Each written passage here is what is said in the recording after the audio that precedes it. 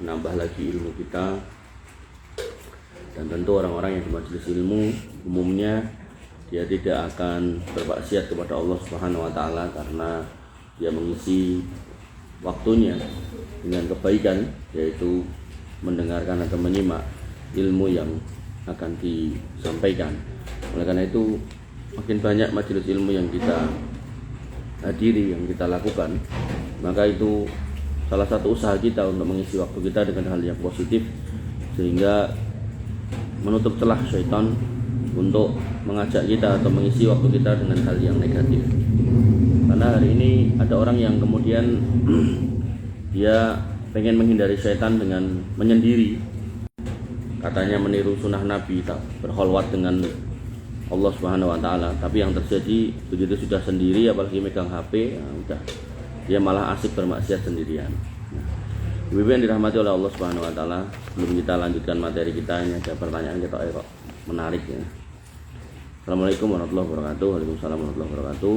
Baru hangatnya, enggak cuma hangat, panas yang kebakaran ini. Kita semua melihat kebakaran yang dahsyat, jadi kan enggak cuma hangat, panas ya. Luar biasa. Banyak pemimpin negara atau para ulama mengatakan bahwa kebakaran terjadi di Amerika karena dilempar sebuah batu dari neraka bersama seekor burung ababil. Pertanyaannya, benarkah di Amerika sudah terjadi kiamat kecil?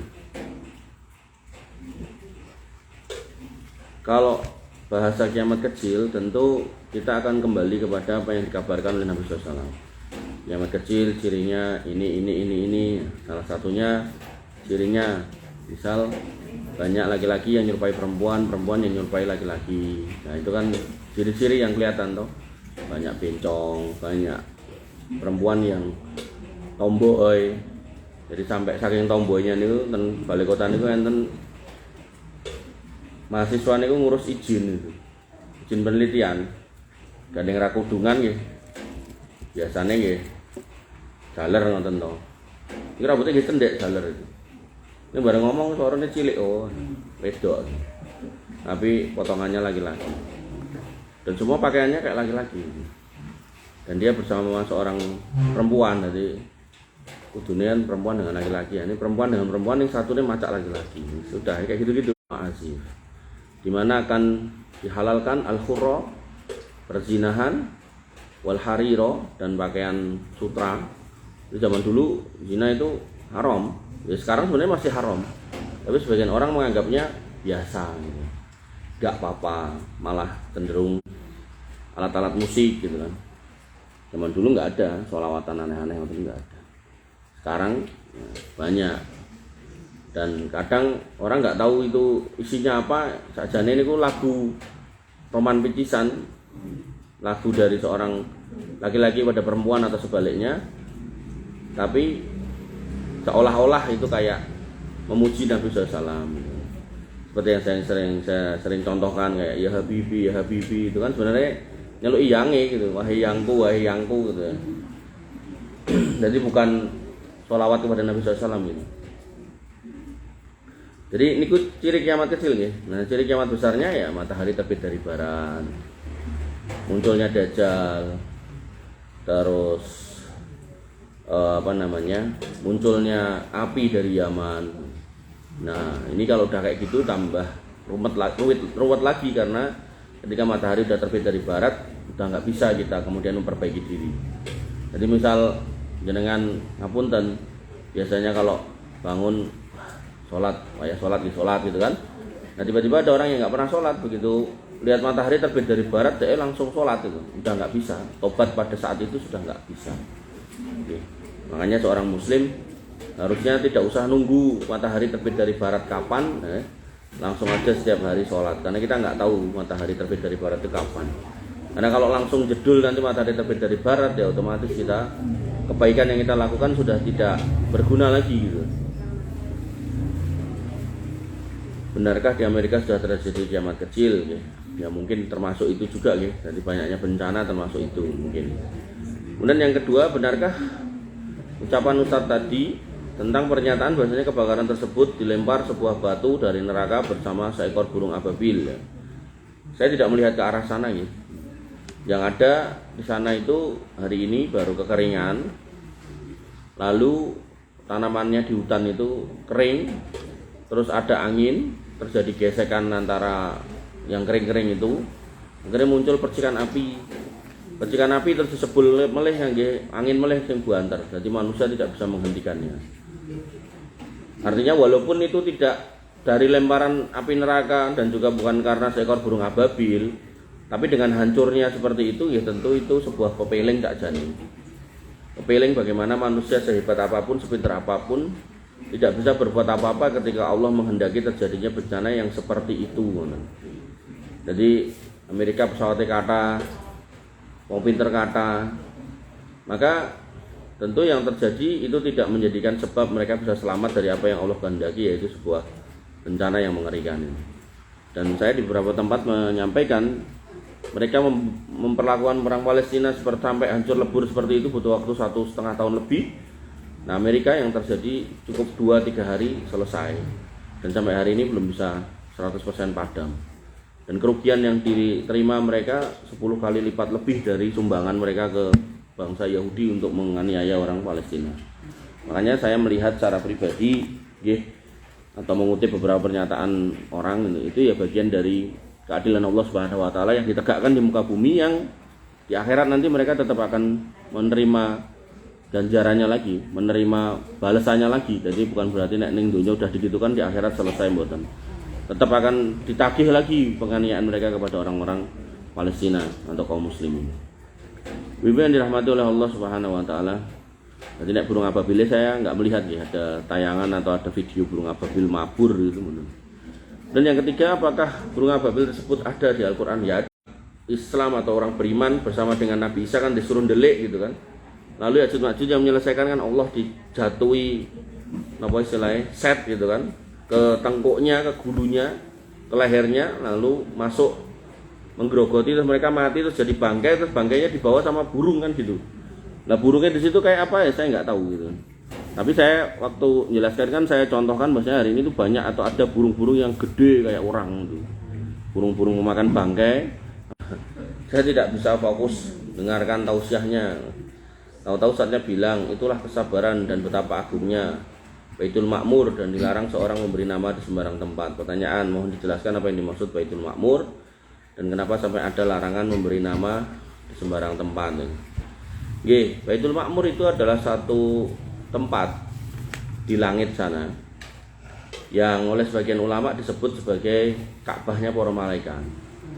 Kalau Ka'bah kita jenengan masuk ke tanah haram atau ke Masjidil Haram, masuk selesai urusan jenengan keluar. Kalau di Baitul Ma'mur, malaikat itu masuk setiap hari 70.000 orang, 70.000 malaikat dan nggak keluar lagi. Walaupun ada dua pendapat, memang benar-benar masuk dan nggak keluar, atau masuk di satu pintu keluar pintu lain gitu kan. Nah, ala kulli hal itu Ka'bahnya para malaikat yang ada di langit sana. Dan niku sebagian ulama berpendapat itu tidak ditarik garis lurus, niku jejeke dengan Ka'bahnya manusia. Nah, karena ini tempat khusus di langit sana, maka sebenarnya nama Baitul Ma'mur itu tidak boleh dipakai di bumi. Ya, sehingga masjid niku kalau namanya Baitul Ma'mur sebagian ulama niku melarang. Sebagaimana Ka'bah niku khusus ten mriko. Terus enek wong gawe kotak terus disebut Ka'bah niku kleru, atau Masjid Ka'bah niku kleru. Atau Masjidil Haram niku khusus ten mriko, lalu kemudian ada orang bikin masjid jenenge Masjidil Haram saking senenge sama Masjidil Haram niku nggih gak boleh. Jadi ada beberapa nama khusus yang tidak boleh dipakai di sembarang tempat. Nah, saya menduga maksudnya seperti itu. Dan memang itu pendapat sebagian ulama itu memang nggak boleh itu diberi nama sama gitu kan dengan yang ada di langit. Ibu yang dirahmati oleh Allah Subhanahu wa taala, pertanyaan ketiga. Saya sedang tidak sehat, jam 8 pagi saya tidur, tapi sudah sholat duha. Anak perempuan saya datang dan bilang, "Bu, ampun tidur pagi, sebab tidur pagi penghalang rezeki." Pertanyaan, benarkah ucapan anak perempuan saya bahwa tidur pagi penghalang rezeki? Nabi mengatakan, "Bakiru, berpagi-pagilah, karena kalian akan diberkahi pada pagi hari kalian." Nah niki sebagian ulama berpendapat ini maknanya adalah ba'da subuh sampai terbit matahari suruh. Jadi kalau setelahnya tidak apa-apa. Jadi setelah subuh tet niku nek saged ampun tidur. Tapi itu bukan berarti haram, di situ makruh. Kenapa lah nek saat ini misal piyaine bener-bener ndek dalu bar nyopir bis luar kota, nah, tekone subuh ngantuk tenan atau pos kamling rondo gitu kan sama. Ya misal itu kan. Maka kalau kondisi seperti itu nggih berarti istirahat niku butuh, jadi ya nggak apa-apa. Jadi bukan berarti mutlak haram mboten nggih. Jadi dijadikan sebagai sebuah kebiasaan itu jelek. Bagusnya nggih subuhan habis subuh qiraah nunggu sampai syuruk, nah salat syuruk baru kalau ngantuk silakan istirahat. Ngoten. Jadi ditunggu sampai terbit matahari. Begitu pula ketika jenengan kesiangan subuh. Ketika jenengan kesiangan subuh, kesiangan itu ada dua. Mungkin tidak mendapati adzan dan iqomahnya, ning masih masuk waktu subuh. Bisa lajeng salat napa? Fajar. Kok delalah masjidnya pun komat ya kan. Jenengan ten masjid ya imamnya pun mulai salat subuh, berarti kan mboten saged jenengan salat fajar. Maka seperti Syekh Fauzan Al-Fauzan, Shalih Fauzan Al-Fauzan itu berpendapat bahwasanya kodoknya itu bukan bar salat subuh dikodok, tapi kodoknya nunggu matahari terbit. Boleh dikodok nunggu matahari terbit. Jadi bukan bukan bar subuh, karena bar subuh niku dilarang untuk menegakkan sholat sebagaimana bar asar. Jadi bar asar jangan sholat sunnah niku mboten enten. Tapi kalau sholat sunnahnya ini sholat sunnah tahiyatul masjid masih boleh. Tapi nek sholat sunnah tertentu itu enggak boleh. Atau bar asar jenengan mengkodok sholat yang belum dilakukan gitu, misal sholat zuhur gitu kan, itu kurang afdol. Yang betul nih ketika jenengan bangun kesorean belum sholat zuhur, gitu, sholat zuhur dulu baru asar. Jadi asarnya tetap di belakang. Jadi karena ibadah nggak boleh pada waktu terbit matahari ba'da subuh, maksudnya ibadah adalah sholat, maka kita diperintahkan untuk yang lain. Nah, otomatis tidur itu juga kurang baik. Karena Nabi juga menganjurkan pagi-pagi itu kita berbagi-bagi untuk beraktivitas yang baik, karena Allah membagikan rahmat itu di pagi hari. Termasuk Allah mengirimkan 2 malaikat di pagi hari, yang satu berdoa, Allahumma ati munfikan halafan wa ati mumsikan talafan. Jadi malaikatnya dua malaikat ini berdoa, yang satu mengatakan, ya Allah berikanlah orang yang berinfak pagi hari ini gantinya yang lebih baik. Yang satunya berdoa, ya Allah berikanlah kepada orang yang pelit-pelit itu kerusakan atau kebinasaan hartanya yang dipelitkan gitu. Maka ya kalau bisa pagi-pagi kalau enggak melakukan hal yang positif bisa membagi rezeki di pagi hari. Makanya ada kegiatan apa niku subuh barokah niku nggih bagus gitu kan. Ngajian, rampung sarapan, bar sarapan, sholat suruh. Nah, niku bagus niku. Kemudian yang keempat, teman pengajian saya bilang, jadi sinten niki? Bu Tanti berarti sebelahnya. Bu Imam kuwi si B, Bu Imam kuwi si Bu Imam kuwi si B. Si F tidak pernah sholat, tidak puasa, kok hidupnya Bu Imam B macane bingung iki. Imam kuwi si B, si F tidak pernah sholat, tidak pernah puasa, tapi kok menyenangkan hidupnya, kaya-kaya lagi. Wis ora usah rasani wong ora sholat, ora poso. Yang penting awake dhewe menjalankan perintahnya dan menjauhi larangannya. Sahabatku Tanti. Pertanyaannya, benarkah ucapan teman pengajian saya bahwa orang kafir hidupnya sangat menyenangkan dan kaya lagi? Nah, faktanya kan ngoten ta, Bu. Jadi kalau di Indonesia diomongkan 9 naga ngene iku wong kafir. Di dunia dikatakan orang paling kaya di dunia nggih wong kafir gitu. Dan memang Allah itu menyatakan diri sebagai Ar-Rahman dan Ar-Rahim. Ar-Rahman itu bahasanya Allah membagi rahmatnya di muka bumi ini kepada semua orang termasuk orang kafir. Dan orang kafir niku ada yang memang baik orangnya, nyewangi, bantu, nulung dan seterusnya, maka Allah membalas semua kebaikannya di dunia kontan selesai. Jadi nggak ditunda di akhirat. Tapi mereka nggak akan mendapatkan bagian apapun di akhirat. Adapun kita dengan iman kita dicoba ya macam-macam cobaan ya, mungkin randidit, mungkin penyakit, mungkin masalah di rumah dan seterusnya. Lalah mungkin usaha nggih ada masalah dan seterusnya. Mungkin di rumah tangga ada masalah dan seterusnya. Maka semua cobaan ini Allah akan ganti dengan kebaikan nanti di akhirat. Termasuk ketika jenengan infak sedekah, dan infak sedekah yang mboten banyak, sedikit misal gitu, Allah akan ganti, dan Allah berjanji sampai 700 kali. Maka kalau jenengan niteni kadang dibalikke mung 10 atau 20 guys, alhamdulillah. Nah, sisanya disimpan untuk kita di akhirat nanti. Jadi jangan orang kafir ngomongnya nek anu dibalikke 700 kali, aku infak 1000 kok ora dikeki 700.000. Nah, nek jenengan dibalikke 20.000 berarti kan pun 20 kali lipat toh. Nah, berarti sing 600 pinten niku 80.000 niku kontene jenengan ten akhirat gitu. Gitu. Jangan diminta semua di dunia. Nanti nek diminta semua di dunia nek kemudian wa malahu min khalaq di akhirat ya itu apa-apa kan eman gitu. Makanya Allah punya Asmaul Husna berikutnya yaitu Ar-Rahim. Ini 99% rahmat Allah itu hanya akan diberikan kepada orang beriman nanti di akhirat. Ngoten. Jadi enggak usah ragu dengan ini bahwasanya akidah kita sudah benar. Adapun soal dunia kita itu masing-masing dan beda-beda, bahkan mungkin nggak lebih baik daripada orang tidak beriman, bahkan orang nggak sholat juga sama, dia bisa lebih baik daripada kita dari sisi nikmat dunia. Tapi yang jenengan harus pahami, podo-podo banyu, pomon iki ibaratnya duit, podo-podo duit. Kalau satu dipegang orang beriman itu namanya nikmat, kalau dipegang orang kafir, orang ahli maksiat nggak sholat itu namanya istidror. Jadi seperti itulah ini. Makanya baru tadi saya ngobrol sama istri saya ningali enten tayangan ten TV napa pripun. Jadi enten wong kafir main judi ten Las Vegas. Jadi nek totoan niku langsung $10.000, $20.000. Padahal nek $1.000 niku pun 15 juta. Nek ping 10 meneh kan 150 juta tinggal main judi langsung dekek ten meja judi. Termasuk dulu ada gubernur Papua yang sudah mati itu kan ngentek 500 miliar tinggal judi. Padahal warganya jenengan ngerti ngoten nika bentuke. Nah, dia judi 500 miliar telas wong kafir. Maka ya itulah dunia buat orang kafir. Bagaimana Nabi mengatakan ad-dunya sijnul mukmin, dunia itu penjaranya orang beriman. Disebut penjara kenapa? Penjara itu banyak batasan. Dari mulai tempat tinggalnya dibatasi, enggak sembarangan.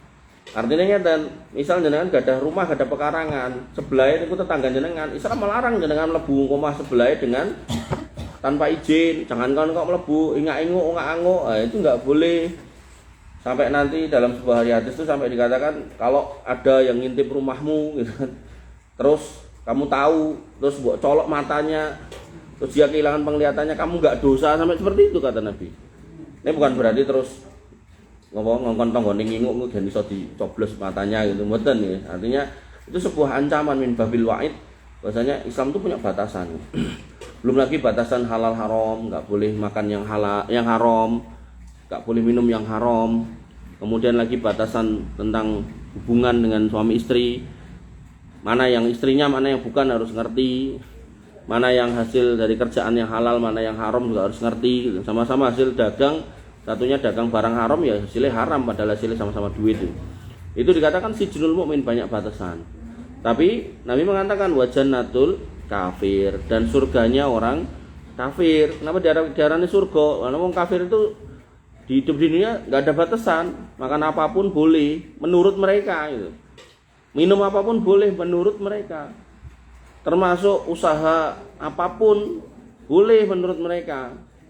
Kenapa? Karena sudah ditebus oleh Tuhannya. Jadi nek corong lakoni kesalahan ditebus dosaku, Nah, kayak gitu.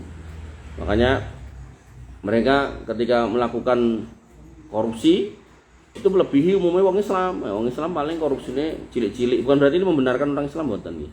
Jadi sing kecil nggih salah, namanya sing gede. Kayak zaman dulu sebelum korupsi sakniki nganti puluhan atau ratusan triliun. Zaman dulu niku orang korupsi cuma 1 miliar, 2 miliar, 5 miliar, 10 miliar. Niku editan sil pun pinten? 1,7 triliun. Sing nganti sakniki wong ilang ning timbo. Pada zaman itu. Nah, ketika sakniki misal tersangka korupsine wong Islam wis mulai 200 miliar, 300 miliar. Dhek 300 triliun. Nah, maka ya itulah dunia nggih. Seperti itu. Maka jenengan enggak usah kaget. Dan dulu ada, mungkin saya pernah cerita di beberapa tempat di kajian di TPS ini. Dulu ada seorang Yahudi miskin mendatangi seorang ulama yang bernama Ibnu Hajar Al-Asqalani, pengarang kitab Bulughul Maram. Waktu itu Ibnu Hajar Al-Asqalani ini menjadi pejabat, naik kereta kuda dengan pakaian yang bagus, dengan pelayanan dan pengawalan yang istimewa. Dicegat sama seorang Yahudi miskin, dan kemudian Yahudi miskin ini bertanya, "Ya Syekh, apakah jenengan nggak tahu kalau Nabi jenengan itu mengatakan nek donya iki penjorone wong iman, ning nerakane wong kafir?" "Oh, ngerti aku ngono." "Lah tapi kok yang saya lihat kok kualik, jenengan kaya ning surga, kula kaya ning neraka. Niki pripun penjelasannya ini?" Ya namanya seorang ulama itu ya pinter kan. Artinya bukan kemudian kadang-kadang ada orang niku didudukkan oleh masyarakat, oleh umatnya itu sebagai tokoh, tapi anggap ditekoki apa melipir ngalor ngidul ra iso jawab, ning dia enggak pengen mengatakan aku ora ngerti gitu. Dia merasa aib kalau menjawab aku enggak tahu. Jadi dia lebih seneng untuk ngomong sak omong-omongnya seolah-olah dia itu wong pinter nih, malah ngetokke nek bodoh. Padahal dalam Islam itu kalau emang enggak tahu ya tinggal jawab aja enggak tahu. Nah, Ibnu Hajar Al-Asqalani menjawab, "Oh ngono. Yo ngene tak jelaske. Nek kamu merasa hari ini kamu kayak di neraka, ketahuilah sing mbok dapatkan hari ini masih lebih baik daripada nanti. Artinya nanti yang kamu dapatkan di neraka sana lebih mengerikan daripada sekarang. Jadi saiki iki masuk kategori surgamu timbang mengko gitu. Begitu pula sebaliknya, nek kamu lihat hari ini saya kayak di surga, tak kasih tahu nek hari ini saya itu enggak lebih baik daripada nanti. Artinya surga saya nanti lebih baik daripada sing tak rasa kayak gitu. Walaupun uripku kepenak saiki, sok ben aku luwih penak gitu." Nah, dari situlah kemudian orang Yahudi ini mikir, oh ini berarti orang pintar, berarti ulama tenan. Dari situlah kemudian dia masuk Islam. Makanya ibu yang dirahmati oleh Allah Subhanahu Wa Taala, Nabi itu punya apa ya istilahnya, punya tips terkait dengan nikmat dunia. Unduru ilaman huwa asfala minkum, lihat ke bawah, jangan ke atas. Oh aku duwe sepeda ontel, lihat yang nggak punya sepeda. Oh aku randu sepeda, lihat yang mungkin kakinya napa enggak dua, atau ada yang kakinya dua tapi ngapunten satune sakit, diseret-seret. Saya punya santri baru datang itu disabilitas gitu kan. Nah tak tekoki, "Mas, kamu tuh bisa naik sepeda?" "Enggak bisa." "Motor?" "Ya enggak bisa." Jadi masjidnya cedak tapi nek melaku saya lihat jalan di belakang itu mesak gitu. Tapi ya sudah, biarin mencalanan. Oke. Dan dia terlihat seperti itu juga. Nah untuk milih jane ya ogah milih ngono kan. Tapi yang terjadi ya dikasih karunia seperti itu mau enggak mau. Maka apapun yang Allah berikan terkait dunia ini, Nabi memberikan kisi-kisi, memberikan arahan, lihat ke bawah, jangan lihat ke atas. Jenengan mirsani piyai omahe lantai 5, yo jangan bandingke dengan dia nek omah jenengan lantai 1. Mang lihat orang sing enggak punya rumah, yang mungkin ngontrak ngekos gitu kan. Tapi nek jenengan lihatnya sing ke atas terus itu, ya wis, adanya nanti hidup di dunia itu sumpek gitu. Oke. Ibu yang dirahmati oleh Allah Subhanahu Wa Taala, kita masuk ke materi hadisnya nggih. Hadis 1823. Wa anhu qala, dari Abu Hurairah radhiyallahu anhu, dia berkata, "Sami'tu Rasulullah sallallahu alaihi wasallam yaqulu," aku mendengar Nabi sallallahu alaihi wasallam bersabda, "Yatrukunal Madinah ala khairi makanat." Penduduk Madinah nanti akan meninggalkan Madinah dalam keadaan yang paling baik. La yaghshaha illal afafi.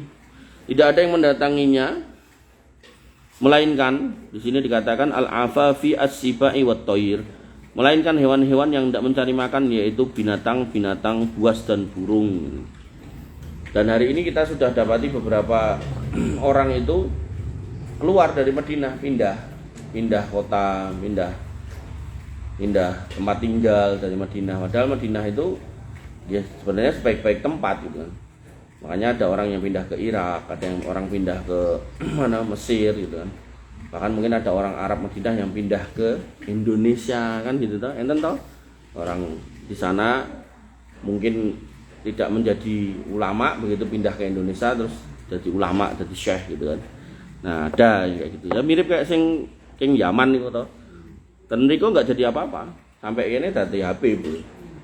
Begitu warga negaranya masih di sana, gitu kan, balik ke sana, balik rono dari tukang batu, tukang bangunan gitu. Gitu karena ya memang harus hidup, harus cari makan. Enten video ini jadi, wah saya di Indonesia jadi Habib, enak uripe. Tapi kan dia bukan warga Indonesia, si Habib ini kan Indonesia wargane toh. Jadi dia kan balik ning Yaman ya wegah gitu. Pilih ning kene. Nah, padahal dia kemana-mana kan tawone Yaman atau Tarim itu kan negerinya para wali gitu. negeri para wali kudune lho ya. Nek saya melogika, berarti kan sana itu lebih baik daripada sini. Kudune kan balik rono. Karena sana lebih baik. Nek mboten purun pilih ning kene. Soale ning kono dadi wali ra ndidit gitu. Ten mriki dadi wali diteukeh gitu. Sampai ten kuburan niku kotak infake sak gedene terbelo gitu. Jadi rampung acara ngadai kotak infake nganggo karung, 5 karung. Bibi yang dirahmati oleh Allah Subhanahu wa taala, saking Madinah itu secara kemakmuran itu nanti makmur, maka orang-orangnya mungkin duitnya banyak akhirnya piknik keluar, pergi keluar, bahkan saking senangnya akhirnya tinggal di luar. Nah, Madinah akhirnya kosong, dipakai atau didatangi binatang buas dan burung-burung. Kemudian wa akhiru may yuhsyaru ra'iyani min Muzainah. Dan yang paling akhir dikumpulkan adalah 2 pengembala kambing dari kabilah Muzainah. Jadi yang keri-keri yang masih ada nanti itu dari kabilah Muzainah. Yuridani al-Madinah yan ikoni bi ghanamiha fayajidaniha uhushan. Kedua orang ini datang ke Madinah berteriak-teriak mencari kambing mereka. Nah, ternyata mereka mendapati Madinah dipenuhi oleh binatang-binatang liar. Jadi kambingnya hilang, terus dicari ke Madinah. Nah, mungkin dia orang pinggiran Madinah atau luar Madinah. Begitu masuk Madinah, kok isinya binatang-binatang liar. Hatta idza balagha saniyatal wada'i kharra ala wujuhihima. Kemudian setelah sampai di jalan antara 2 gunung sebelum masuk ke kota Madinah, mereka pun jatuh tersungkur. Nah, penjelasan oleh Syekh Salim bin Id al-Hilali yang pertama, diberitahukan oleh Nabi SAW tentang perkara gaib yang akan terjadi pada akhir zaman nanti. Jadi yang namanya perkara gaib itu jenengan kalau mau beriman atas perkara itu harus dari kabar Nabi. Gak boleh sembarangan. Baru tadi lagi saya lihat sebuah video itu ya enek meneh wong aneh-aneh.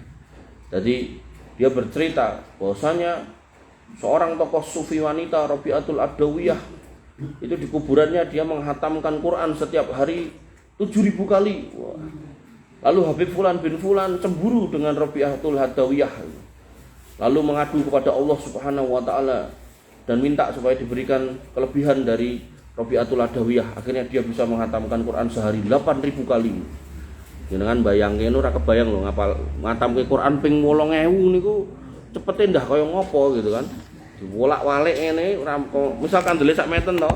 Yang ngarep tekan buri tekan ngarep malik tok lho. Niku waktune kurang, nomale dadak diwaca. Jadi pun mboten masuk akal. Sampai ada ya Habib meneh gitu kan. Ngomong katanya Habib Fulan bin Fulan itu bisa membaca ayat kursi atau ya ayat kursi apa Yasin ya. Satu tarikan napas 1.000 kali gitu. Maca itu. Alif Lam Mim lalu ping 1000. Piye ceritanya? Makanya hal-hal aneh-aneh seperti itu kalau enggak ada dalilnya enggak usah diimani. Dan jenengan enggak disalahkan gitu. Jadi enggak harus kemudian pokoknya harus ngomong si kaya pokoknya kudu sami'na wa ata'na mboten. Karena Allah jelas mengatakan alimul ghaib fala yudhiru ala ghaibihi ahada. Urusan gaib itu yang tahu itu cuma Allah dan enggak akan dikasih tahu kepada siapapun illa man irtada mir rasulin kecuali dari rasul yang diridhoi. Artinya kalau cerita gaib ini datang dari nabi berdasarkan hadis yang ada dan hadisnya hasan lebih sahih kita imani. Tapi begitu dhaif kita tinggalkan. Nah niku nek enten hadisnya dhaif aja kita tinggalkan apa meleh niki mung cerita yang enggak berujung dari hadis atau ayat. Ya sudah, harus kita tinggalkan. Contoh meleh Isra Mi'raj gitu kan. Habib Al-Faqih Al-Muqaddam. Itu bisa Isra Mi'raj sehari 70 kali. Padahal Nabi seumur hidup sekali. Gimana ceritanya? Ada orang terbaik kok malah Isra Mi'rajnya enggak lebih baik daripada orang yang enggak lebih baik daripada Nabi ya. Enggak mungkin itu. Makanya ada sebagian ulama itu yang berpendapat orang yang bisa atau menyatakan diri juga mi'raj selain Nabi SAW itu bisa batal syahadatnya. Karena itu perkara yang memang kekhususan Nabi SAW. Makanya perdebatan ulama itu tentang Isra Mi'raj itu apakah Nabi berangkat ruhnya tok apa sak jasate. Tapi Nabi yang dibicarakan. Oh muncul manusia dari kalangan sufi yang menyatakan ada orang lain selain Nabi naik mi'raj. Nah ini sebagian ulama sudah menganggap ini orang gila gitu. Udah nggak bisa. Wong Nabi aja di situ ada perdebatan ulama, iki sak jasate atau ruwe tok. Itu perdebatan ulama, artinya perbedaan pendapat itu. Iki kok ada orang yang menyatakan si fulan naik gitu kan. bukan nabi. Nah, maka itu tambah nggak karu-karuan lagi. Nah, ia merupakan salah satu berita yang diwahyukan oleh Allah kepada beliau, yaitu Madinah kelak akan menjadi sebuah negeri dengan kehidupan yang sangat berkecukupan dan paling baik. Kemudian kota Madinah ditinggal pergi oleh penduduknya ke negeri lain, sehingga yang tersisa di sana kelak hanyalah binatang-binatang buas. Jadi kalau suatu negeri itu sudah nggak ada penghuninya, maka binatang akan datang. Nah, Madinah ini digambarkan akan ada potensi seperti itu. Kemudian yang kedua, pemberitahuan tentang orang yang paling akhir dihimpun. Berikut sifat kedua orang tersebut secara detail, yaitu profesi mereka penggembala, kabilah mereka Muzainah, kemudian tujuan mereka Madinah, dan akhir tempat yang mereka capai yaitu jalan antara dua gunung. Tidaklah yang beliau ucapkan menurut kemauan hawa nafsunya, ucapan beliau tidak lain adalah wahyu. Artinya kalau hari ini orang ini belum ada, orang dari suku Muzainah yang gembala kambing, yang nyari kambingnya, yang akan mati di jalan di antara dua gunung masuk Madinah ini, kok belum terjadi, ya nanti satu ketika pasti terjadi. Termasuk hari ini kita dapati Madinah masih ramai orang, ya kan? Berarti ini belum terjadi. Nah, artinya nanti terjadi berarti ini benar. Artinya ini akan terjadi. Dan makanya tinggal kembali ke hadisnya. Ternyata hadisnya ini Sahih Bukhari Muslim. Genah pasti terjadi kalau itu. Kalau udah Sahih Bukhari Muslim itu hadis sahih yang pasti akan terjadi. Tinggal kapan waktunya. Nah, ini yang kita nggak tahu dan itu benar-benar ghaibiyah. Makanya Nabi Muhammad ketika ditanya wa mata sa'ah, Nabi menjawab kepada yang bertanya. Yang bertanya ini adalah malaikat Jibril yang menjelma. Nabi mengatakan mal mas'ulu anha bi alami minas sa'il. Yang ditanyai nggak lebih tahu dari yang nanya jawabannya. Karena nanti perintah hari kiamat itu tentu akan diturunkan oleh Allah Subhanahu wa taala, dan begitu diturunkan yang pertama tahu ya para malaikat dibandingkan para nabi gitu. Karena para nabi juga sudah wafat pada zaman itu, pada zaman terjadinya kiamat. Ibu-ibu yang dirahmati oleh Allah Subhanahu wa taala, hadis berikutnya wa an Abi Sa'id Al-Khudri, dari Abu Sa'id Al-Khudri radhiyallahu an, anna Nabi sallallahu alaihi wasallam qala, bahwa Nabi sallallahu bersabda, yakunu khalifatun min khulafaikum fi akhir zaman yahussul mal wa la ya'udduhu. Bahwasanya akan datang nanti seorang khalifah di antara khalifah-khalifah kalian. Berarti khalifah manusia itu banyak, pemimpinnya itu banyak gitu.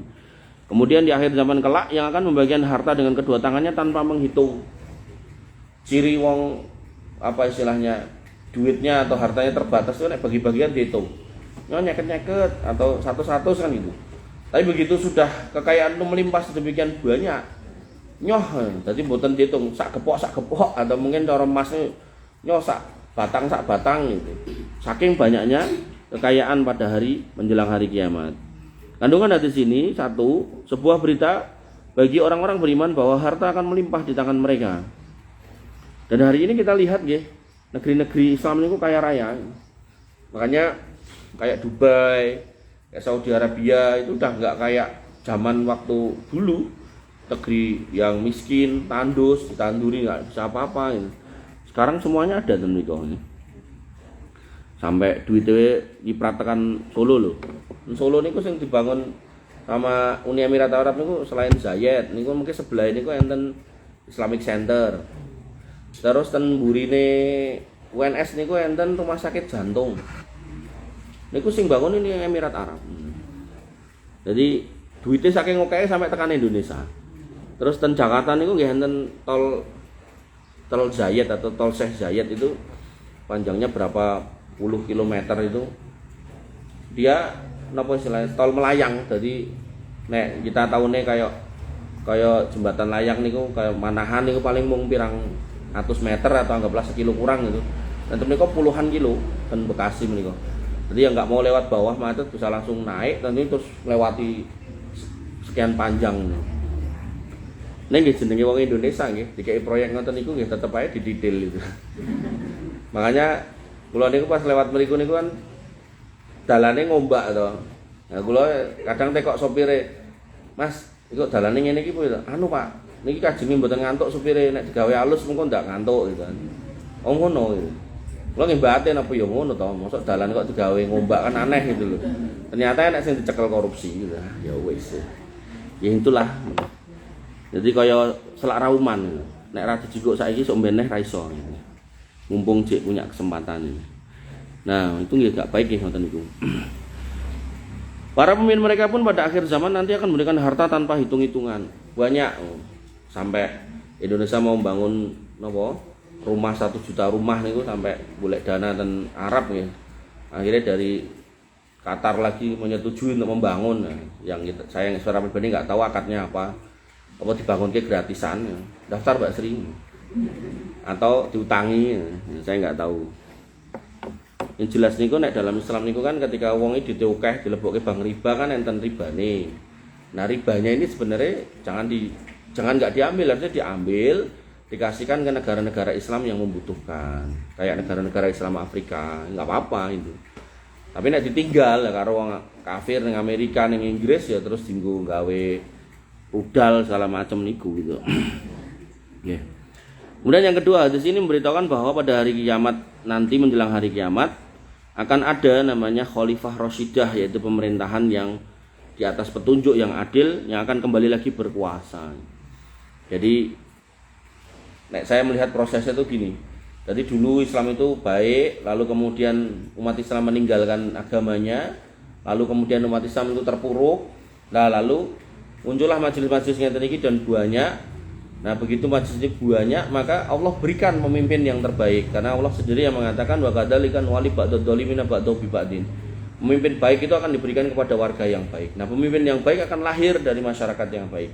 Nah, dihadirkanlah pemimpin yang baik lagi. Jadi pemimpin yang baik itu ya berangkat dari masyarakat yang baik, tidak dari semata-mata napa istilahnya proses coblos mencoblos. Kalau coblos mencoblos berdasarkan amplop ya akhirnya nggih yang naik insya Allah nggak akan pernah jadi orang baik gitu. Makanya saya tadi pagi diskusi sama bapak saya sama ibu saya, wah sangat disayangkan nggih partai Islam yang sudah tua sedemikian rupa. Bahkan dulu 3 partai itu dia satu-satunya partai Islam, umat Islam berpayung di situ gitu kan. Tapi yang terjadi napa? Petingginya masuk bui karena korupsi, begitu keluar dicemplungin neten partene niku, begitu ajeng pemilu keluar-keluar. Ngekei rumus cara dadi anggota dewan. Jadi dhek ngekei rumus, ini udah pasti jadi karena sudah terbukti. Nah, gimana caranya, Pak? Caranya jenengan butuh suara berapa? Nah, maka siapkan amplopnya pengkan telu. Jadi nek pengen dadi misal anggota dewan pusat butuh suara 100.000 orang misal. Nah, siapkan amplop 300.000. 300.000 amplop. Nah, isine nek umumnya 100, yo ping telu meneh, 300. Aku partai Islam tertua tapi kemudian ngajari keburukan yang enggak ada nilainya sama sekali dalam Islam seperti itu.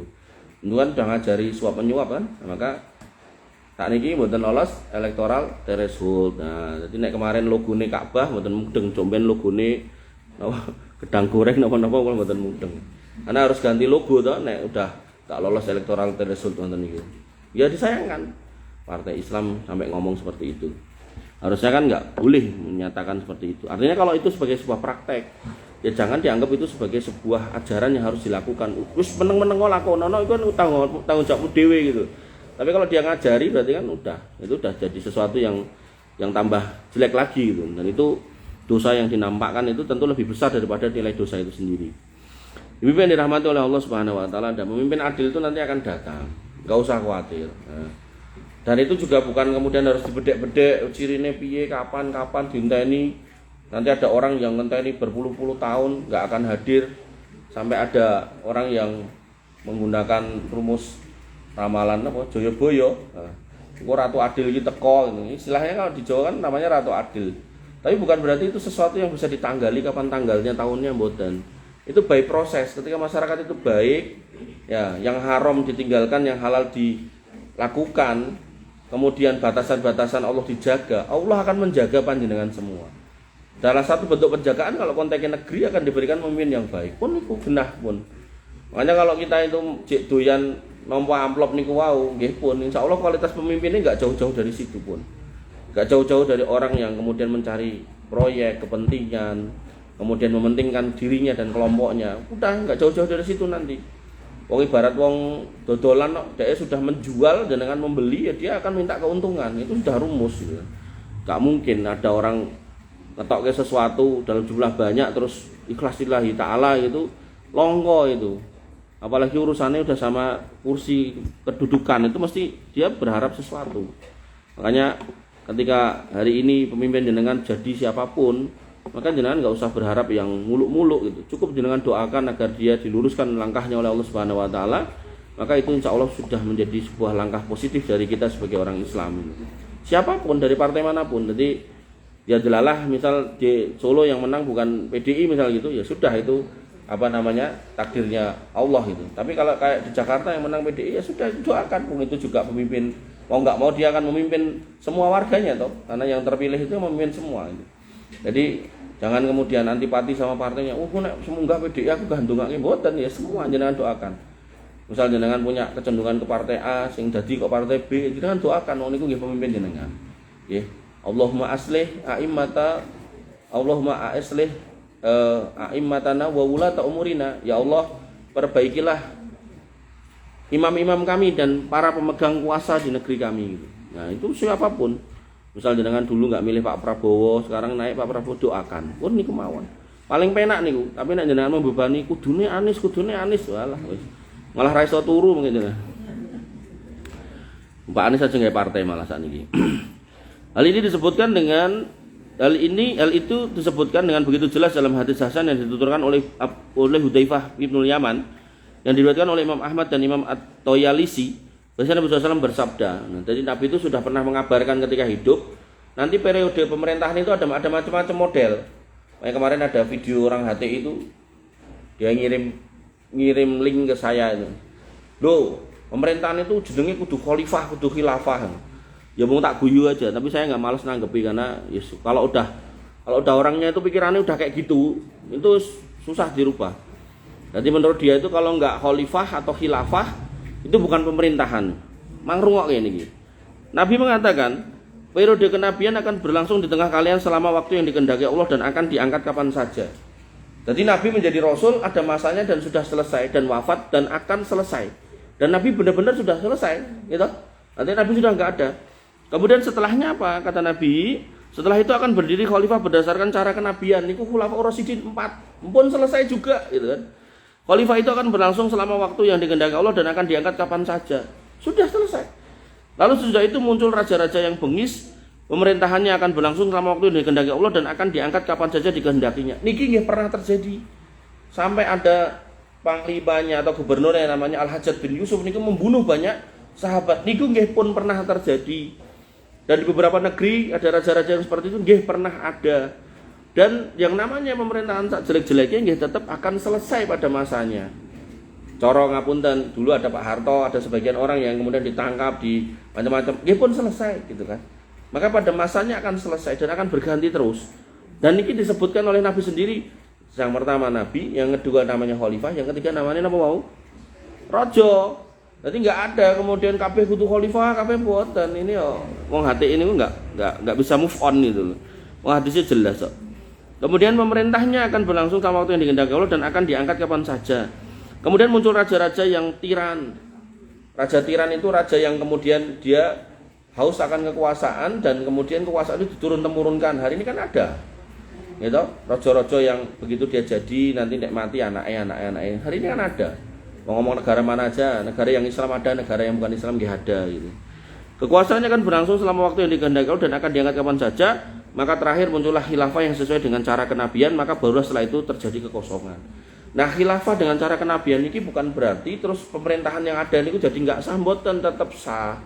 Mung nanti karena Allah kemudian mendatangkan berbagai macam ciri-ciri hari kiamat itu, misal peperangan, pembunuhan, pengusiran dan seterusnya, maka akhirnya beberapa tempat itu kehilangan pemerintahan. Dari situlah nanti dia akan bergabung. Lalu ada kesamaan visi misi, yaitu apa, akidah yang sama, akhirnya kemudian muncullah khalifah atau kekhilafan lagi. Jadi bukan berarti kemudian aku tak langsung ning pundi niku ning Suriah menika mboten. Kita tetap ten mriki, tetap pengawasan ten mriki, tetap ngaji ten mriki, tetap menjadi hamba Allah ten mriki, berbuat baik ten negeri niki gitu kan. Nah, kita nggak tahu semua ini akan terjadi kapan, itu kita nggak tahu. Jadi jangan kayak sebagian orang yang langsung nembak, pokoknya aku kudu ketemu karo khalifah kuwi, wong ini nggak tahu dia akan muncul kapan kok gitu. Sama halnya dengan Imam Mahdi atau Dajjal itu munculnya kapan kita nggak tahu, terus kita pokoknya aku nyiapke catatan kok nek Dajjal teko, wis tak tulis engko Dajjal iki ciri-cirinya tak cek gitu. Angger ketemu wong dicek, motore 1 apa 2 gitu kan. Bathuke piye, tulisan ning bathuke nek ora dhuwure piye, rambute piye. Enggak usah, Bu, gitu. Wong kita itu enggak tahu jadwal turunnya kapan. Jadi yang penting niku hari ini kita bangun, kita sebagai apa di situ kita bertanggung jawab. Oh, sebagai istri kita jadi istri yang baik, yang solehah, yang solihah. Sebagai ibu kita ngurusi keluarga. Sebagai masyarakat kita kemudian nyengkuyung kemasyarakatan yang ada agar kemudian berjalan dengan baik. Sebagai jamaah satu masjid kita jaga masjidnya agar kemudian terus makmur dan sudah itu aja. Enggak usah membebani pikiran dengan konteni ciri-ciri kiamat ini munculnya apa terus kudu piye ngoten. Ibu-ibu yang dirahmati oleh Allah Subhanahu wa taala, setunggal malih. An Nabi Musa Al-Asy'ari radhiyallahu an, dari Abu Musa Al-Asy'ari radhiyallahu an, anna Nabi sallallahu alaihi wasallam qala, dari Nabi sallallahu alaihi wasallam beliau bersabda, la ya'tiyanna 'alan nasi zamanun yatufur rajulu fihi bis-shadaqah minadz dzahab. Nanti akan ada orang itu yang pengen sedekah bawa emas. Ditawak-tawake. Tapi yang terjadi apa? Fala yajidu ahadan ya'khudhuha minhu. Enggak ada orang yang mau karena sudah kecukup semuanya. Nah, nek sakniki jenengan 3 lempengan emas kersa mboten? Kersa, berarti bukan sekarang zaman ini. Akan datang nanti zamannya. Bahkan niki ada riwayat Muslim insyaallah nggih pasti terjadi. Kemudian wa yura ar-rajulu al-wahid. Nah, niki yadba'uhu arba'una imra'atan yaluzna bihi min qillatir rijal wa kasratin nisa. Dan nanti akan muncul seorang laki-laki yang diikuti dengan 40 orang perempuan yang berlindung kepadanya karena sedikitnya laki-laki dan banyaknya perempuan. Niki pun enten ten Ngawi niku enten kampung niku istilahnya kampung napa nggih? Kampung perempuan atau kampung rondo ngono. Dadi wong lanang-lanange ten niku do sedo, tersisa yang perempuan, kemudian ada juga yang laki-lakinya keluar dari kampung itu dan nggak kembali. Jadi sak kampung itu isinya perempuan semua. Otomatis nek ten mriku Pak Kaduse jaler ya tinggal ngitung Pak Kaduse 1 niki wargane enten pinten. Wargane enten swidak ya berarti malah nanggungnya mboten niki ten mriki tulisannya kan 40. Swidak berarti gitu. Dan hari ini sudah ada yang model ini. Oke. Sehingga yang harus kita pahami apa yang disampaikan Nabi SAW pasti terjadi.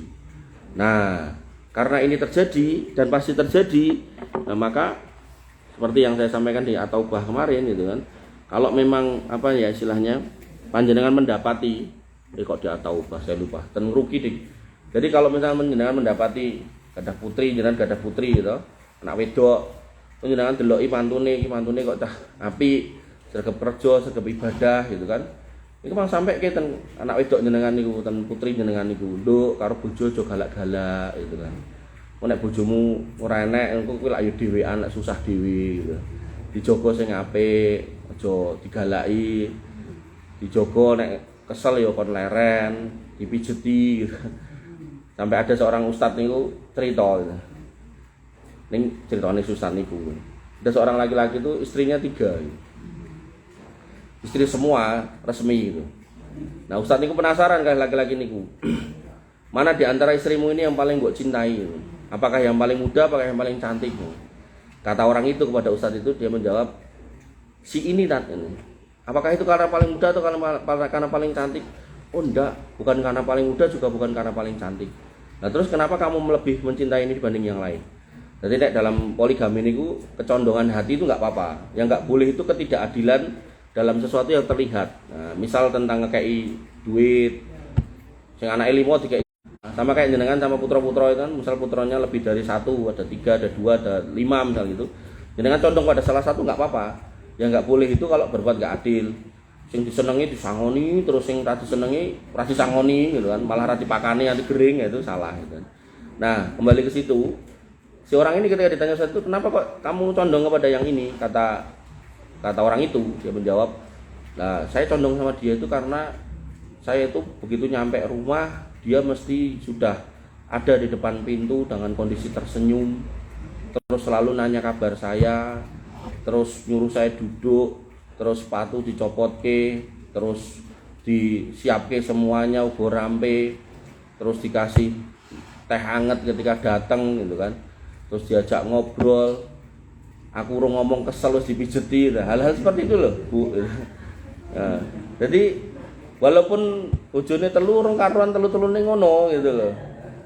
Nah, makanya dieman-eman gitu kan. Kalau masih ada mantu buat putri jenengan niku kan, jangan sampai kemudian malah jadi rame, karena kadang itu orang tua itu sudah punya perlakuan kepada anak ngene, terus pengennya mantune yo kudu ngono gitu kan. Akhirnya kerep sekali, sering sekali itu mantu itu berantem sama mertua, karena yang namanya mantu ini kan sudah hidup dengan orang lain lama, yaitu orang tuanya tuh. Nah di tempat sana itu kan kulturnya beda dengan sama kita dengan anak kita. Nah sehingga karena beda ya, kalau jangan pengen dia melakukan seperti itu ya butuh waktu, jangan langsung. Udune kowe ngene ya, akhirnya yang terjadi nggih. Nek aku tak mundur mawon dados mantu jenengan kan mesake niku to, mungkin nek putri jenengan ditinggalkan itu. Ibu yang dirahmati oleh Allah Subhanahu wa taala, pelajaran dari hadis ini yang pertama, anjuran agar cepat mengeluarkan sedekah sebelum datangnya zaman yang tidak seorang pun akan menerimanya.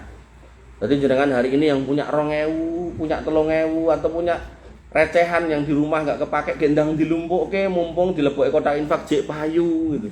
Nanti akan datang orang niku dikei lempengan emas iku wis wegah gitu. Mergo duwe dhewe sing luwih akeh gitu. Mumpung jek payu, jangan. Makanya saya tuh sering ngomong sama istri saya, kowe iki nek ngerti nek duit 500 ngletak jikuken, lebokno celengan apa lebokno kotak infak. Lah ngopo? Mergone duit 500 iki nek nganti mbok siak-siake, engko barangkali Allah ki areng kek 500 yuta ning gara-gara 500 perak iki ra mbok manfaatke dengan baik. Akhirnya ditahan itu nikmat itu. Karena ayatnya jelas, la in sakartum la azidannakum. Kowe syukur tak tambahi kan ngoten. Wala in kafartum min adzabil sadid. Kowe gak syukur ya wis ra sida. Malah dikai adab sing pedih. Nah, bentuk syukur itu ya semua bentuk nikmat kita manfaatkan pada jalan yang baik. Nah, nek dicelingin baik, tapi nek mung duit atasnya 500 terus kemudian dilempar sana lempar sini gitu kan. Makanya napa kula nek ningali mertua kula dodolan pulpen itu untungnya kadang ya mung 500 atau kurang ya dilumpukke sithik. Dan memang rumus dalam bisnis niku untuk dapat untung gede niku lumpuke cilik gitu. Tapi nek cilik wis disepelekke akhirnya ya piye ceritanya akan jadi gede gitu ya. Nggak mungkin. Nah kemudian pelajaran yang kedua, hadis ini menunjukkan melimpahnya harta benda yang dimiliki manusia ketika itu sampai tidak diketahui siapa yang mau menerima sedekah. Makanya kayak ini sebenarnya sudah terjadi di beberapa tempat, kayak misal ten perumahan elit kayak misal ten Jakarta niku Pondok Indah. Niku nek orang Pondok Indah mau sedekah, kiwa tengene wis ana sing gelem gitu. Untung ngene sugih-sugih. Makanya dia harus nyari yayasan tertentu, dia harus keluar bawa mobil, nyari yayasan tertentu. Kadang ya nggak ketemu yayasannya, akhirnya mau dikeke tang dalan-dalan sak kenenge gitu. Yang terjadi ketika ngapunten dijadekke bungkusan-bungkusan makanan ngoten niku karepe pas poso niku sedekah dienggo buka poso dikekene bar asar. Ha niku sing nampa ya langsung mokah jam niku. Makanya kurang tepat kalau jenengan damel bungkusan terus jenengan bagikan teng jalan-jalan, apalagi masih jamnya belum buka, ini kurang tepat ini. Karena nggih, nanti akhirnya mungkin yang terima bukan orang puasa, atau yang kedua mungkin jane wonge poso ning ndelok panganan akhirnya mukah nggih saged gitu kan. Terus kula pas zaman tesih dinas ten Jogja niku kalau napa OTW ten Solo niku sore ngoten ningali piye-piye sing dadi silverman niku lho. Niku entuk buntelan ngoten niku kadang nyekel loro telu ngoten niku ya ora sida bergaya tengah dalan, minggir mangan sik gitu.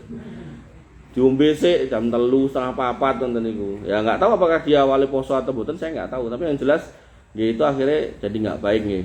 Makanya yang paling baik niku nek memang ten masjid dan kegiatan buka puasa bersama nggih ten masjid niku langkung saya. Bibi yang dirahmati oleh Allah Subhanahu wa taala. Yang ketiga, hadis ini menunjukkan banyaknya peperangan dan pembantaian pada akhir zaman yang membuat banyaknya kaum laki-laki tewas sehingga yang tinggal hanya perempuan. Niki ten Rusia nggih pun kedadian. Sing dikirim perang wong lanang-lanang, wong lanange entek, akhirnya buka lowongan napa tentara pembayaran. Tentara bayaran entek, akhirnya Rusia nyedaki negara-negara sekutunya untuk ngirim tentara. Akhirnya Kim Jong Un kirim tentara. Kim Jong Un ngirim tentara, mengke wong wedoke nggih entek, akhirnya wong wedoke wong lanange entek, akhirnya terus ngatus negara pundi nggih. Niku sampai dikatakan nek iso ndek anak papat luweh engko sing nanggung negara, tapi nek anake mung siji tanggungan dhewe gitu kan. Bahkan ada negara tertentu niku sampai nek iso nikah lebih dari 2 niku dibayari negara. Karena memang rasio laki-lakinya turun gitu. Pada negara tertentu. Indonesia belum. Makanya dalam kondisi tertentu itu perang itu memang bukan suatu solusi yang baik. Makanya kalau Indonesia itu prinsip luar negerinya bebas aktif, dia bebas untuk tidak memilih memihak pada siapapun dan aktif untuk menjaga perdamaian, itu bagus. Makanya Pak Prabowo sampai mengatakan semua tetangga kita ini adalah saudara kita, dalam artian harus menjaga stabilitas kawasan, itu baik. Karena perang niku sak perang-perang ini jelek gitu. Artinya kalau masih bisa dibicarakan mending nggak usah perang. Karena sampai terjadi peperangan itu benar jelek itu. Nanti akan istilahnya bikin hal-hal yang nggak baik dari sisi sosial, ekonomi, politik segala macam, dan akan menyedot anggaran itu. Paling penak guys, mboten perang daripada harus perang itu. Tapi nek memang gitu kan, pada akhirnya satu negeri didolimi dan dia harus mempertahankan diri, ya sudah nggak apa-apa, itu sudah kondisi yang di ujung yang memang nggak ada pilihan lain. Tapi nek golek goro-goro terus didik rame itu nggak baik. Ibu yang dirahmati oleh Allah Subhanahu wa taala, mbok pilih mekaten ingkang saged kula aturaken. Kita lanjutkan lagi minggu depan insyaallah. Kita tutup dengan doa nggih, panjenengan aminkan semoga Allah mengabulkan doa-doa yang kita panjatkan. Bismillahirrahmanirrahim. Alhamdulillahirabbil alamin, hamdan syakirin hamdan naimin, hamdan yuafi ni'amahu wa yukafi mazidah. Ya Rabbana lakal hamdu kama yanbaghi li jalalika wa 'azimi sultanik. Rabbana lakal hamdu anta nurus samawati wal ardi wa man fina wa lakal hamdu. La ilaha illa anta subhanaka inna kunna minadh dhalimin wa illam taghfir lana wa tarhamna lanakunanna minal khasirin. Allahumma ighfir lil muslimina wal muslimat wal mu'minina wal mu'minat al ahya'i minhum wal amwat innaka samiun qaribun mujibud da'wat wa ya qadiyal hajat. Rabbana dhalamna anfusana wa illam taghfir lana wa tarhamna lanakunanna minal khasirin. Rabbana ighfir lana dzunubana wa li ikhwanina alladhina sabaquna bil iman wa la taj'al fi qulubina ghillan lil ladzina amanu rabbana innaka ra'ufur rahim. Rabbana ighfir lana dzunubana wa liwalidina warhamhum kama rabbawna shighara. Allahumma ighfir lahum warhamhum wa'afihim wa'fu anhum wa akrim nuzulahum wa wasi' madkhalahum waghsilhum bil ma'i wasalji wal barad. Allahumma taqabbal minna siyamana wa qiyamana wa ruku'ana wa sujudana wa takhassu'ana wa tadarru'ana. La ilaha illa anta subhanaka inna kunna minadh dhalimin wa illam taghfir lana wa tarhamna lanakunanna minal khasirin. Allahumma inna nas'aluka al-huda wat tuqa wal afafa wal ghina. Allahumma inna nas'aluka ilman nafi'an wa rizqan thayyiban wa amalan mutaqabbalan maqbulan. Ya arhamar rahimin irhamna faghfir lana ma qaddamna wa ma akharna wa ma a'lanna wa ma asrarna wa ma anta a'lamu bihi minna. La ilaha illa anta subhanaka inna kunna minadh dhalimin wa illam taghfir lana wa tarhamna lanakunanna minal khasirin. Allahumma inna nas'alukal jannah wa na'udzubika minan nar. Allahumma inna nas'aluka ridhaka wal jannah wa na'udzubika min sahwatika wan nar. Allahumma inna nas'aluka al jannah wa ma qarraba ilaiha min qawli wa amal wa na'udzubika minan nar wa ma qarraba ilaiha min qawli wa amal. Allahumma ansuril ikhwanana al mustadafina fi Filistin. Allahumma ansurhum wa sabbit aqdamahum wa waffiq alaihimus sabra ya arhamar rahimin. Allahumma alaika bil yahud, Allahumma alaika bil yahud, Allahumma alaika bil yahud, fa innahum qaumud dhalimun, fa innahum qaumul fasiqun, fa innahum qaumul kafirun. La ilaha illa anta subhanaka inna kunna minadh dhalimin wa illam taghfir lana wa tarhamna lanakunanna minal khasirin. Allahumma kfina bihalalika an haramik wa aghnina bifadlika amman siwak. Allahumma qdi duyunana wasfi mardana ya khairar razikin. Allahumma aksir amwalana wa aksir auladana wa barik lana fima ataitana ya khairar razikin. Wa ya muqallibal qulub tsabbit qulubana ala dinik wa ya musarrifal qulub sarrif qulubana ila ta'atik. Allahumma arinal haqqa haqqan warzuqna ittiba'ah wa arinal batila batila warzuqna ijtinabah. Allahumma ihdina siratal mustaqim siratal ladzina an'amta 'alaihim ghairil maghdubi 'alaihim waladdallin. Amin. Allahumma inna na'udzubika min fitnatil mahya wal mamat wa na'udzubika min fitnatil qabri wa 'adzabil qabr wa na'udzubika min fitnatil masiihid dajjal wa na'udzubika min adzabi jahannam ya khairar razikin ya dzal jalali wal ikram. Allahumma inna na'udzubika minaz zina wa na'udzubika minar riba wa na'udzubika minad dain wa ghalabatid dain wa qahrir rijal. Allahumma inna na'udzubika minal ma'sami wal maghram يا غني يا حميد يا ذا الجلال والإكرام. اللهم إنا نعوذ بك من سوء الأخلاق ونعوذ بك من النفاق ونعوذ بك من الشرك والظلم ونعوذ بك من الكفر ونعوذ بك من سوء الخاتمة ونسألك يا خير الرازقين حسن الخاتمة. اللهم ارزقنا حسن الخاتمة. اللهم ارزقنا حسن الخاتمة.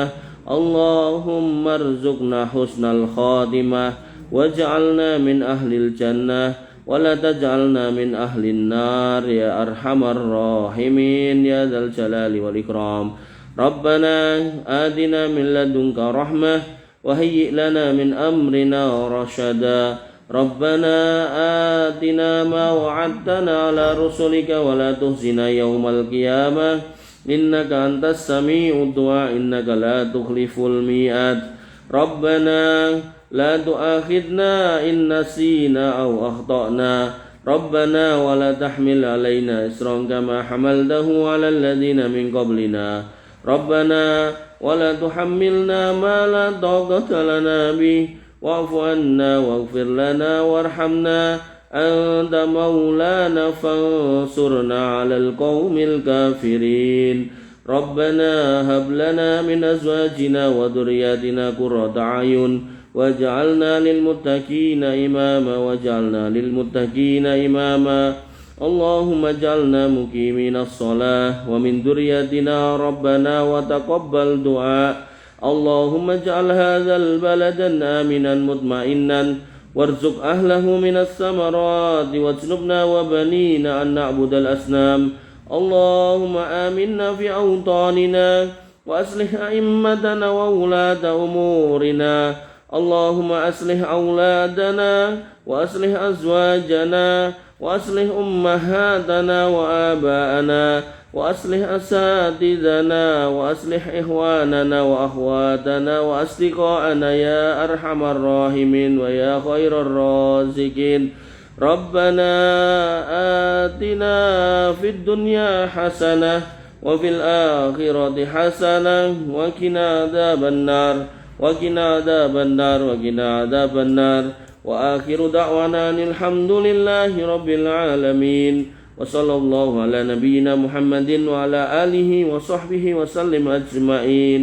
Akhirul kalam, subhanakallahumma bihamdika asyhadu an la ilaha illa anta astaghfiruka wa atubu ilaik. Assalamualaikum warahmatullahi wabarakatuh.